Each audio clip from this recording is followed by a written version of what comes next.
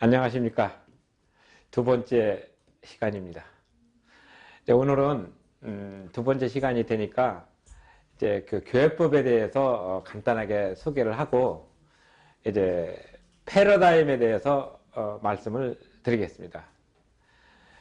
우리 이제 교회법에 대해서 우리가 어떤 생각을 가지고 있느냐는 다 생각이 다르다고 지난 강의 때 말씀을 드렸습니다. 그럼 이 교회법을 어떻게 보아야 되는 어떤 하나의 그 틀이 있습니다. 세 가지 틀이 있는데 첫 번째는 패러다임을 바꿔라. 두 번째는 포커스를 맞춰라. 세 번째는 관점을 새롭게 정리하라. 이제 이것이 되겠습니다.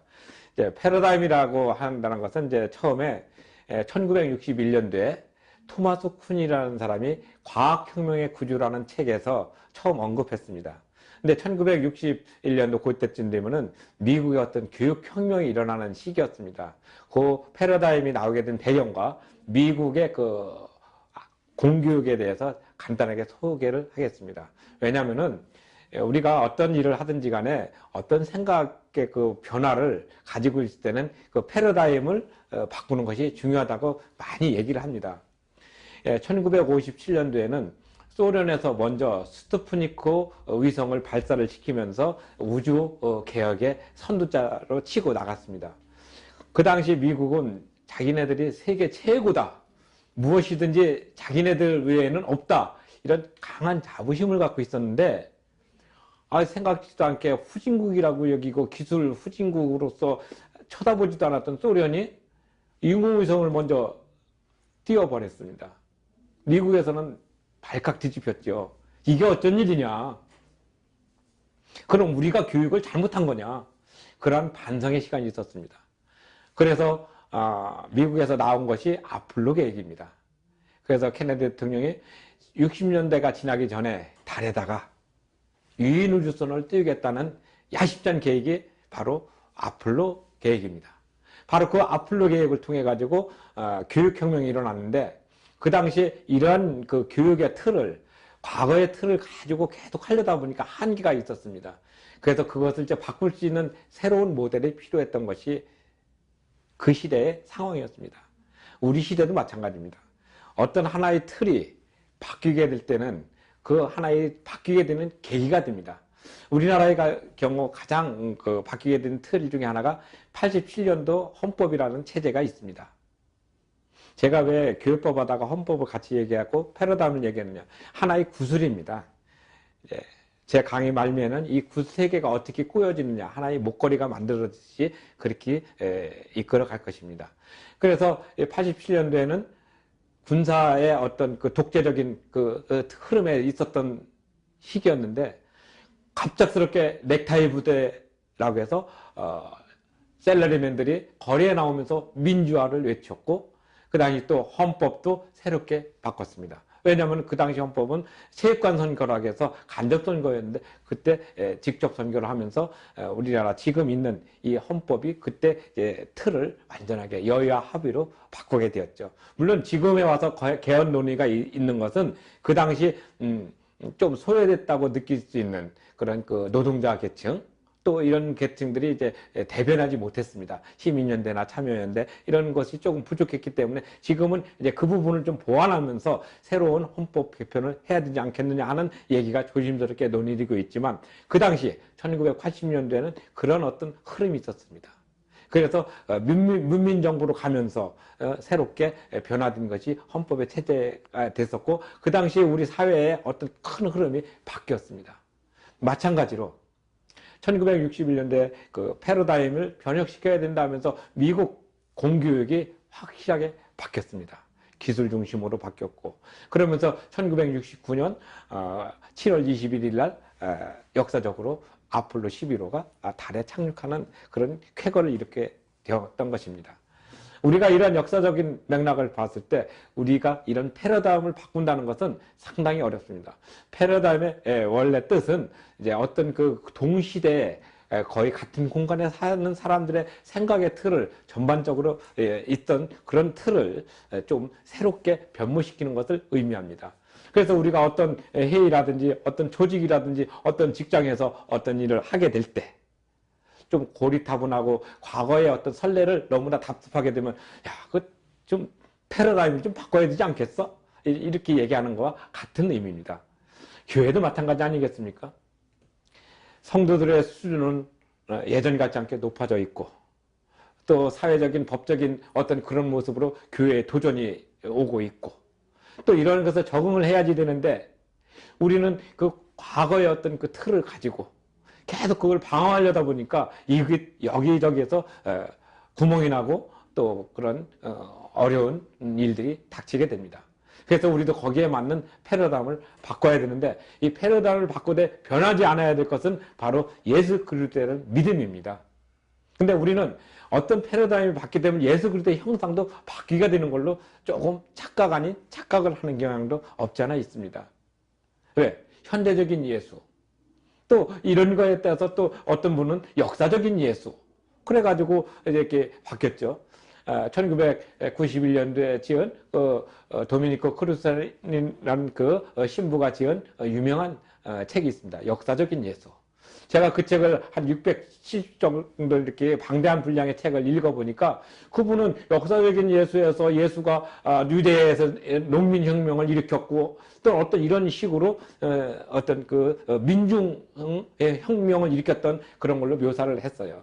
그래서 마지막 말미에는 뭐라고 썼냐면은 물론 이 책에도 그것을 표현을 했습니다만은 이렇게 썼어요.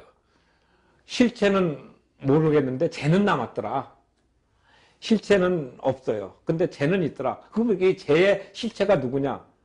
그것이 예수다. 이렇게 은유적으로 표현을 했는데 좀 의문이 있죠. 예수가 실체가 되면은 그 죄라는 부분은 자연스럽게 이게 따라오는 부분인데 이 죄라는 어떤 그 흔적을 가지고 예수를 조명하는 그러니까 역사의 어떤 흐름 속에서 나타났던 그 모습, 역사적인 예수를 이렇게 표현했어요. 근데 이 표현은 상당히 좀 우리가 조심스러워야 될 표현입니다.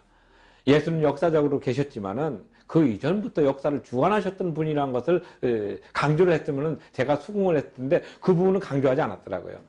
그냥 유세비스의 어떤 유대 전쟁사라든지 유대인 전승사 이런 것을 가지고 예수를 자꾸 이제 재구성하다 보니까 지금 억지적인 면이 많았습니다. 그래서 저는 이런 것도 하나의 패러다임으로 나왔다고 했죠. 이런 패러다임이 언제 이제 극성을 부리냐면은 1880년대에 이제 그 신신학적인 관점에서 나타납니다. 그러니까 예수님의 어떤 행적이나 이런 모든 것들이 어떤 관점이냐? 사람으로서 할 수 있는 것은 이해를 해요. 뭐 예를 들어서 산상수훈처럼 강의를 했다든지 또는 예수님이 창녀나 세례나 이렇게 가난한 사람을 찾아갔던 것을 인정을 하는데 이 무리를 걷는다든지 또는 바람과 바다를 잔잔케 했다든지 하는 이런 그 예수님의 신적인 부분에 대해서는 신화로 만들어 버렸어요. 그래서 우리의 이성으로 이해할 수 있는 부분만 이해하고 이해할 수 없는 부분은 이제 아니다. 하나의 비유다 이렇게 표현을 했습니다. 근데 우리 정통 기독교에서는 예수님은 신적인 능력과 또 인간적인 능력, 소위 신성과 인성을 같이 가진 이중적 본성을 가지신 분이라는 것을 우리가 고백하고 있지 않습니까? 근데 우리는 신적인 능력을 갖고 있지는 않아요. 인성만 가지고 있어요. 근데 우리는 이런 그 부분에서 신적인 능력을 이해하려고 그걸 끌어들이는 겁니다. 그러니까 이런 그 패러다임은 잘못된 패러다임에도 불구하고 한때는 상당히 열광을 했어요. 왜냐? 그것이 멋있어 보였거든요. 그러니까 높으신 하나님의 능력을 끌어들이고 이 미약한 인간의 힘을 극대화시켜가지고 같이 부딪히려고 했던 이 오만함. 이것이 결국 신신학과 자유신학을 태동시키는 그 근본적인 철학의 밑바탕이 됩니다. 이런 그 패러다임은 우리 기독교적인 패러다임하고는 전혀 맞지 않습니다. 그리고 우리는 이런 것을 배격해야지 됨에도 불구하고 인간 이성의 어떤 모습에 현혹돼 가지고 그것도 가능하면 받아야 되지 않겠는가 하는 이런 일부 수용론자들. 그리고 또 그런 것들이 또 통큰 어떤 모습으로 이해할 수 있는 그런 모습으로 또 다시 이해를 하다 보니 이 기독교가 자꾸 편질이 되고 변질돼서 지금은 어떻습니까? 다윈의 진화론 같은데 매몰돼 가지고 뭐 고릴라나 침팬지를 갖다가 우리의 조상이다 이렇게 얘기하고 있고 참 안타까운 일이죠. 사실 그 영장류락에서 침팬지라든지 또는 어떤 고릴라라든지 하는 이 사람들의 유전자와 우리 인간의 유전자가 97.5% 이상 같다고 합니다. 2.5%가 다른 이런 것을 갖다가 똑같다고 생각하고 있고 하는 이런 여러 가지들이 있었어요. 이런 어떤 시대적인 패러다임이 우리를 갖다가 현혹시켰습니다. 지금은 그런 것이 아니라는 것을 분명히 얘기하고 있음에도 불구하고 계속 그것을 고수하고 있는 그런 저기가 있습니다. 그리고 또 과학이 또 모든 것이 만능이다 이렇게 생각을 해가지고 과학적인 어떤 모습으로 모든 것을 규명하려고 하고 있어요. 1910년대에는 또 세계적으로 과학이 막 급팽창하고 있었죠. 그래서 양자 역학이라든지 또는 여러 가지 우주에 대한 연구가 되다 보니까 인간의 이성이 한없이 큰 걸로 생각하다 보니까 하나님의 능력은 짧아졌다고 해요. 근데 놀라운 것은 이런 과학자들 사이에서 1910년대에도 불구하고 하나님을 믿는 과학자와 하나님을 믿지 않는 과학자들 사이에 어떤 의식조사를 한 것을 보니까 그때나 지금이나 별 차이가 없었어요. 그때도 과학자들이 하나님이 있다. 이 우주를 연구하고 또 어떤 세균을 연구하고 어떤 모든 것들 연구하다 보니까 그 안에 있는 어떤 놀라운 어떤 힘이 있다. 이 힘은 바로 하나님이다. 이렇게 고백하는 그런 과학자들이 있었고 또 어떤 일부 과학자들은 그 후에 어떤 지적인 어떤 놀라운 설계자가 있지 않겠는가. 이렇게 해서 이제 진화론적인 또는 유신론적 진화론 또는 뭐 무신론적 진화론, 유물론적 진화론. 그래서 진화론들이 이렇게 서로 갈라져게 됐지만은 이런 어떤 흐름 속에 있었던 모든 사주를 이제 그 시대마다 맞는 어떤 패러다임이라고 우리가 표현하는데 지금은 우리는 어떤 패러다임을 가지고 있어야 될 것인가? 이것이 이제 고민되는 부분입니다. 그러면은 갑자기 교회법 얘기하다가 무슨 패러다임이 나오고 조금 생뚱맞지 않는가? 그렇지 않습니다. 우리는 무엇을 생각하든지 간에 성서 중심으로 생각한다는 것을 전제로 제가 말씀을 드리는 겁니다. 그리고 예수 그리스도 중심으로 말씀을 드립니다. 이것을 벗어나서 어떤 것을 한다 하더라도 이것은 다 쓸데없는 배설물, 쓰레기밖에 되지 않는 지식입니다. 쓰레기 지식이라고 볼 수 있습니다. 그러나 예수 그리스도를 중심으로 한 지식은 쓰레기 지식이 아니라 가장 살아있는 진리입니다. 그래서 예수님께서 말씀하신 그 모습, 그것을 보존하고 그것을 지켜나가는 것이 우리가 가장 중요한 것이 돼야지 되는데 우리는 그런 것보다는 좀 더 튀어 보이려고 한다든지 좀 더 신지식이라는 얘기를 들으려고 하는 경향으로 있어서 그런 것들도 다 수용하는 다원적인 사고를 갖고 있습니다. 이 다원적인 사고도 하나의 깊은 패러다임 속에 포함될 수 있지만 우리는 다원론적인 것을 믿는 것이 아니라 유일하신 하나님 한 분만 우리가 믿기 때문에 그 신앙의 고백 속에 이 교회법도 이해돼야 될 것입니다.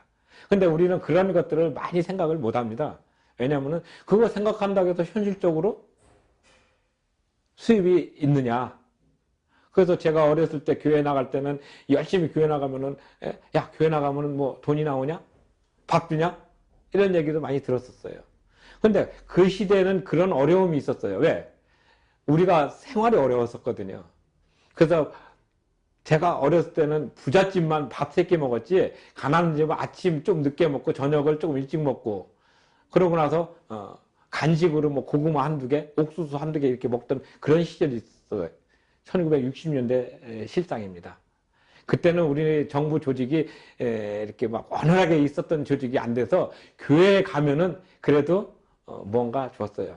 그것도 시대적인 어떤 배경이 있습니다. 왜?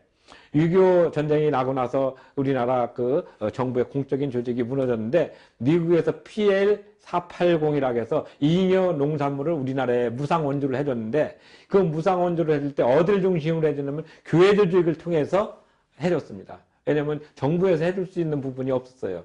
그 당시는 전달 체계도 어려웠고 또 믿을 수가 없었어요. 그때는 정부 조직을. 그래서 교회 조직을 통해서 자선기관들이 많이 교회에다가 부응해주면 교회에서 그걸 이제 각 어려운 가정에 이렇게 배급해 주던 시절이 있었습니다.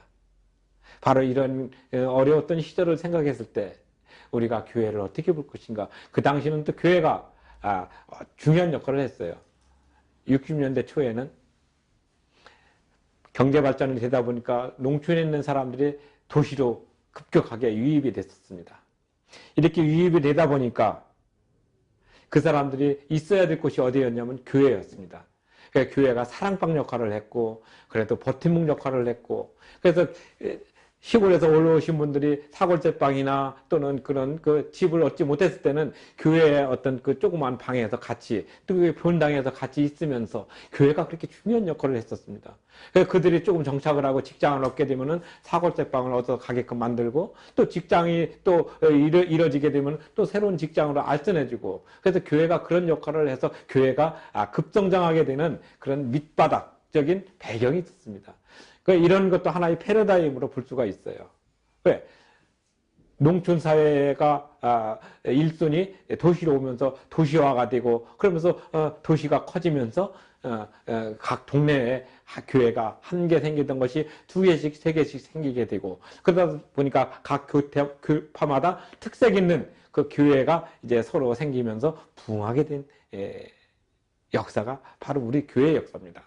근데 우리는 이런 교회 역사를 보면 그 옛날 얘기인데 뭐 지금에 와서 그런 얘기를 왜 하는가 이렇게 얘기하는 분도 있습니다. 근데 실제적으로 그런 그 배경적인 역사를 모르면은 교회 문화를 소위 모르면은 교회법을 이해하기가 어렵습니다. 교회에서 왜 법이 필요한가 하는 얘기를 하게 되는 원인이 되죠. 바로 이 교회라는 것은 바로 그런 그 역할, 아까 말씀드린 교회의 그 본질적인 역할이 무엇인가? 본질적인 역할은 예수님을 증거하면서 소위 구령사업을 통해서 예수님을 그 사람 삶 속에 영접함으로써 구원을 얻게 하는 것이 본질적인 모습이지만, 그 모습이 표현되는 것은 교회라는 단체를 통해서, 교회라는 믿음의 공동체를 통해서 그 사람들이 편입되고 그 사람들이 다시 또 활동하면서 교회가 이렇게 확장되는 것입니다. 이거는 사도 바울 시대에 있었던 때도 똑같습니다. 사도 바울이 그렇게 눈물로써 각 지역을 다니면서 교회를 세우고 자기 교회를 만드는 것이 아니라 그 교회 사람들에게 맡기고 자기는 또 새로운 개척지를 계속 갔던 거하고 똑같은 개념입니다. 근데 우리는 이렇게 교회의 발전과 교회가 늘어가는 이런 모습들을 잘 안 배웁니다.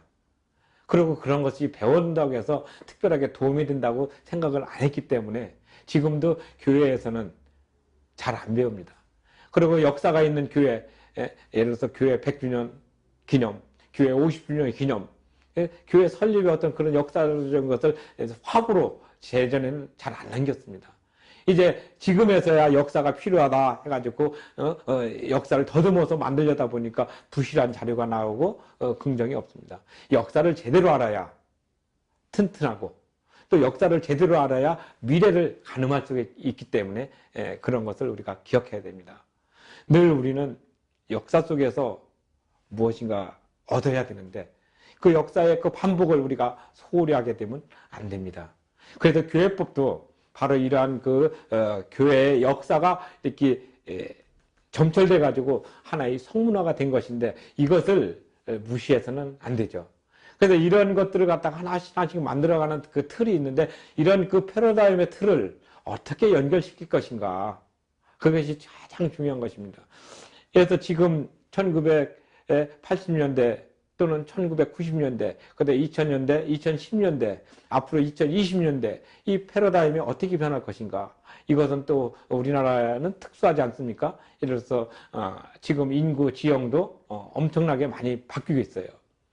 전에는 유엔에서 정한 그 인구 지형이 14%가 65세 이상 된 노인이 14%가 되면은 이제 그 고령화 시대로 가게 되는데, 이제 20%가 되면 초고령 시대로 가는데, 이것이 영국이나 일본이나 프랑스는 거의 뭐 한 100년 70년 이렇게 걸렸는데, 우리나라는 25년 30년 만에 아주 급속도로 압축돼서 이런 현상이 일어났습니다. 이제 2020년 또는 2025년 되면 우리나라도 이제 고령 인구가 한 20% 가까이 근접할 걸로 예상되고 있습니다. 그러면 이렇게 초고령 시대를 맞이해서 우리는 어떠한 패러다임을 가지고 선교할 것인가, 이런 것이 나타납니다. 그러면은 그 새로운 패러다임을 가지고 나갈 때 우리 교회는 어떤 틀을 가지고 있을 것인가, 이게 또 중요한 문제로 대두되어 있습니다. 예를 들어서 교회는 설교라는 큰 틀이 하나 있습니다. 설교를 통해서 사람들에게 예수님을 증거해야 됩니다. 그럼 그 사람들이, 변화된 사람들이 교회로 몰려왔을 때 이 사람들을 관리하고 조직화해서 좀 더 나은 부분으로 갈 수 있도록 하는 것은 관리, 조직입니다. 그 조직을 효과적이고 누구에게나 공통적으로 이해될 수 있는 것이 바로 법입니다. 교회법. 그래서 교회법과 설교, 이 두 개는 교회를 이루는 근간이 됨에도 불구하고 우리가 설교만 잘하면 된다고 하면서 이거 소홀히 한다면은 아무리 열심히 했다 할지라도 이 사람들이 꾸준하게 성장할 수 있는, 내면적으로 이렇게 다져질 수 있는 기회를 얻지 못하는 그런 현상이 일어날 것이고, 또 관리만 잘하고 하면 세속적으로 무슨 친목회나 또는 어떤 단체로 변하고 말씀이 좀 사라지는 그런 모습이 되기 때문에 두 개가 균형 있게 발전돼야 됩니다. 그래서 교회법과 설교 또는 교회 행정과 설교가 정말 중요한 것입니다. 이 두 개 중에서 어떤 것이 더 중요하냐? 그건 경중을 따질 수 없이 같다고 볼 수 있습니다.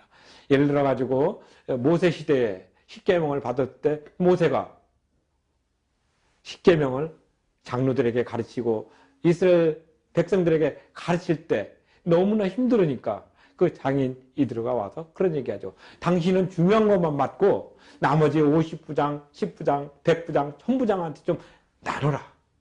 그런 얘기를 합니다. 그러니까 모세가 그 얘기를 들으니까 그게 합당하고 좋아 보여서 그렇게 분담을 하고 모세는 중요한 일만 했습니다. 이게 조직입니다. 그래서 일반 그 행정학에서는 요 교회 행정학이라는 단어를 썼을 때는 요 때를 모체로 보고 있습니다. 근데 우리는 이러한 것들을 별로 생각을 잘 안 하고 있죠. 그래서 앞으로는 우리 교회가 이런 그 조직과 또 법과 또 말씀과 이런 모든 것들이 이렇게 나눠져 있는 것 같지만 하나의 그 통합된 모습으로 나타납니다. 이것을 보통 우리는 패러다임이라는 걸로 표현할 수가 있습니다. 근데 우리는 이 패러다임이 뭐 어떤 그 이념이나 또는 어떤 그 하나의 이데올로기적인 것으로 이렇게 변질되는 경향이 있습니다. 근데 이것은 학문적인 패러다임이 있고 과학적인 패러다임이 있고 종교적인 패러다임이 있고 사회 문화적인 패러다임이 있고 다 다르게 있습니다. 그래서 그런 것을 갖다 전체적으로 쓸 수 있는 용어를 우리는 신앙적인 패러다임으로 어떻게 쓸 것인가, 이거는 우리가 스스로 고민해야 될 부분이지 남들이 고민해서 우리한테 가져다 주지는 않습니다. 그래서 교회는 바로 그런 부분에서 먼저 시작돼야 됩니다. 원래 패러다임이라는 것을 우리가 생각할 때 모세 때의 어떤 경우를 예를 들면 바로 그런 겁니다. 모세가 십계명을 받고 와서 그 십계명을 장로들에게 또 이스라엘 민족에게 가르쳐 주었습니다. 그런데 아침부터 저녁 때까지 하루 종일 그거 하다 보니까 모세가 너무 지치고 힘들었습니다. 그러니까 어느 날 그 장인 이드로가 와서 모세 하는 행동을 보니까 이게 좀 불합리하게 보였습니다. 그래서 이렇게 건의를 합니다. 모세요, 당신이 하는 것이 좀 옳지 않다. 그러니까 중요한 건 당신이 맡더라도 1000부장, 50부장, 100부장, 10부장을 만들어서 사소한 것들은 그들한테 맡기고 당신은 큰 것만 판결해 주는 것이 옳지 않겠는가. 그 모세가 그 얘기를 듣고 나서 옳게 여겨가지고 그것을 받아들여서 자기는 큰 일만 맡게 됐습니다. 물론 이 부분에 대해서도 교회 행정학적인 관점에서는 이것을 교회 행정학의 어떤 시초로 보고 인용하는 교과서도 있습니다. 마찬가지로 하나의 그 틀과 틀이 부딪힐 때는 그 틀을 포용하고 나가야 되는 것이 중요합니다. 늘 우리는 패러다임이다 하면은 어떤 이념이나 또는 이데올로기나 이런 걸로 이렇게 몰아쳐가지고 좀 폄하하는 경우도 있지만 패러다임은 어떤 분야든지 다 있습니다. 과학적인 분야 또는 예술적인 분야 또는 신앙적인 분야 또는 경제적인 분야, 이 모든 것들이 다 있는 것인데 그 시대에 맞는 사람들이 그 시대에 어떤 공통적인 사고를 가지고 흘러가는 것을 우리가 얘기합니다. 근데 이런 것들을 우리가 받아들일 수 있는 자세, 그리고 바꿀 수 있는 용기, 이런 것이 돼야 되는데 우리 교회도 그런 부분에서는 아주 필요합니다. 근데 이 교회에서 이런 필요한 것을 우리가 해야지 되는데 남이 해주기를 바란다는 것은 정말 있을 수가 없습니다. 늘 우리는 이러한 패러다임의 어떤 모습을 바꿀 때 정말 조심스럽지만 예수 그리스도를 중심으로 우리가 이 삶의 패턴을 바꿔야 되는 것이 지금 요구되는 시대적인 정신이라고 저는 생각합니다. 늘 우리가 패러다임을 통해서 어떤 자기의 세력이라든지 자기의 이익을 추구하는 것이 아니라 예수 그리스도가 우리 인생의 주인이 되시고 우리 삶의 중심이 되시면, 그리고 그 중심 되신 예수 그리스도를 통해서 내 삶을 풍요롭게 만들 수 있다는 그러한 생각의 패러다임이 널리 확산되기를 진심으로 소망합니다. 그리고 또한 이 패러다임은 제일 중요한 것 중에 하나가 우리 교회에서 먼저 활성화되어야 된다고 생각합니다. 늘 금식 기도를 한다든지 성경을 많이 읽는다든지 또는 예배를 열심히 드린다든지 하는 이런 부수적인 것도 중요하지만 내가 인격적으로 예수 그리스도를 만난, 그래서 그 만난 예수가 내 삶을 어떻게 변화시켰다 하는 그런 모습들이 더 많이 일어나는 그런 어떤 패러다임이 필요하지 않을까 생각합니다. 그런 사람들이 많을수록 교회는 더 풍요로워지고 기쁨이 넘칠 걸로 여겨집니다. 그러다 우리가 이런 것들을 언제쯤 생각할 것인가 하면서 내가 아닌 타인이 해주는 것이 아니라 내가 그 안에 주역으로서 나타날 수 있는 그런 모습으로 나타나는 것이 중요한 것입니다. 이 패러다임의 변화는 우리가 어떤 그 흐름에 나를 맡기는 게 아니라 그 흐름이 나한테 와서 내가 그 흐름의 어떤 변화의 주체가 될 수 있도록 노력하는 것이 중요합니다. 그럼 그 변화의 주체는 또 누가 움직여야 되냐? 그 변화의 주체 속에 계신 예수 그리스도의 그 어떤 모습이 표현되어야 될 걸로 믿습니다. 우리는 그리스도인으로서의 어떤 자부심, 그리스도인으로서의 어떤 정체성, 이런 것을 나타내야 된다고 많은 사람들이 얘기할 때 정말 공감이 가고 호응했지만 거기 한 가지 빠진 게 바로 예수님이 안 계신 겁니다. 예수 그리스도의 정체성과 예수 그리스도의 중심성이 그 사람을 통해서 표현되어야 되는데 우리는 그 부분은 빠지고 그 성도의 껍질이 나타나는 지금 우리 교회가 그런 형태입니다. 그래서 교회가 커야지 되고 또 교회가 헌금이 많아야 되고 또 교회 성도 수가 많아야 되고 하는 이런 외형적인 걸로 인해서 우리가 매몰되어 있기 때문에 우리는 만문이라는 단어로 표현될 수밖에 없습니다. 만문은 무엇입니까? 물질을 표현합니다. 그래서 만문에게 절하지 말라. 근데 우리는 그 만문에게, 소위 물질에게 우리는 예속되어 있습니다. 왜? 우리가 이 고상한 예수님의 정신을 가지고 살려고 하더라도 매일 부딪히는 것은 현실입니다. 먹어야 하고 입어야 하고 또 좋은 집에서 또는 어떤 집에든지 잠을 자야 하기 때문에 돈을 필요로 하고 또 돈을 벌어야 하기 때문에 이런 데서 우리의 마음은 늘 가 있습니다. 그러나 예수님은 이런 모든 것들보다 먼저 예수님을 찾아야 된다고 말씀하셨습니다. 우리가 이런 물질적인 흐름에 빠져 있는 지금, 그래서 우리는 벌써 만문이 신이 되어 버렸습니다. 예수님을 대체했어요. 하나님을 대체했습니다. 이제 우리는 이런 것들을 과감하게 깨고 오직 예수 그리스도께 매몰되고 예수 그리스도께 부착되고 예수 그리스도를 향해서 나가게 된다면 예수님은 그 나머지 부분은 넉넉하게 책임져 주신다고 했던 그것을 우리가 믿어야 되는데 우리는 그 부분보다는 먼저 눈에 보이는 것을 먼저 선호하다 보니까 예수님의 그 모습이 후순위로 밀려버렸습니다. 그래서 만문이 된 그 만문이 벌써 신이 돼버려가지고 우리의 삶을 옥죄고 있는 거 아니겠습니까? 그래서 이제는 그 패러다임을 어떻게 바꿔야 되느냐?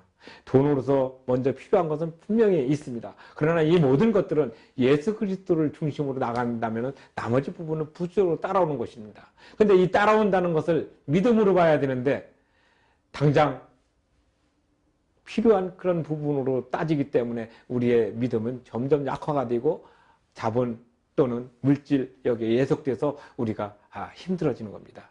바로 이러한 패러다임을 우리가 과감하게 깰 필요가 지금 이 시간에 있습니다. 특히 현대와 같이 자본주의가 상승하고 자본주의가 흥행하고 소위 신자본주의 또는 시장주의가 이렇게 극대화할수록 우리의 삶은 그것을 더 필요로 하고 있지만 그보다 더 그것을 만든 그리고 그것을 지배하고 있는 그 너머에 계신 하나님의 놀라운 주권을 먼저 바라보고 나타날 수 있는 그런 모습의 패러다임이 우리 속에 있기를 진심으로 원합니다. 바로 그러한 것이 서로서로 고백되고 각 개인에게 그러한 고백이 됐을 때 그런 그 고백의 어떤 그 모습들이 뭉쳐진 분들이 바로 교회 공동체입니다. 그래서 교회 공동체는 물질로 뭉쳐진 것이 아니라 하나님을 중심으로 예수 그리스도를 구세주로 고백하는, 그리고 성령님의 그 놀라우신 역사하심과 인도하심에서 꾸준히 끈끈하게 연결되어 가는 그런 공동체의 모습으로 나타나는 것이 바로 새로 나타나는 교회의 패러다임이라고 말하고 싶습니다. 우리 사랑하는 시청자 여러분, 우리 LGS TV를 더욱더 많이 사랑해 주시면 이 LGS TV가 가지고 있는 어떤 이념적인 모습, 예수 그리스도를 중심으로 우리 인생의 주인 되시고 우리 삶의 중심이 되신 예수 그리스도만이 표현될 때 이것을 듣고 있는 모든 사람들이 정말 예수를 중심으로 한 뛰어난 패러다임의 모습으로 이 사회를 오히려 걱정하고 격려하고 이끌어가는 선도적인 모습으로 나타나지 않겠습니까? 오늘 강의는 이것으로 마치겠습니다. 감사합니다.